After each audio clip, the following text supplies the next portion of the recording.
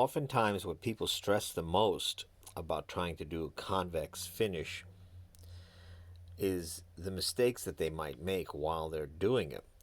But if you really look carefully, that this sweep on this convex is actually a collection of mistakes, because the whole idea is that it's kind of rounding itself off, coming to the final edge.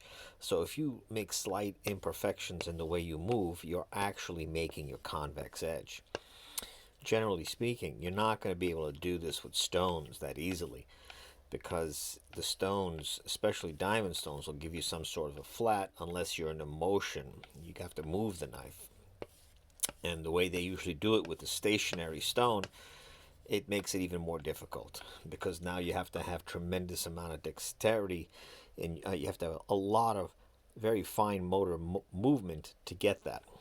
And even when we use our diamond paddles, we still have far greater control, so that we can rock back and forth, because your hand and elbows kind of moving straight in this axis, whereas you're not moving the knife. And if you move the knife, these small movements makes a big difference. But if I go up and down, because of the angle, it doesn't make much of a difference. So it's far easier to get a convex edge with paddles and also stropping the way we do. We start with the diamond, and then we go from the diamond to the cardboard back sandpaper.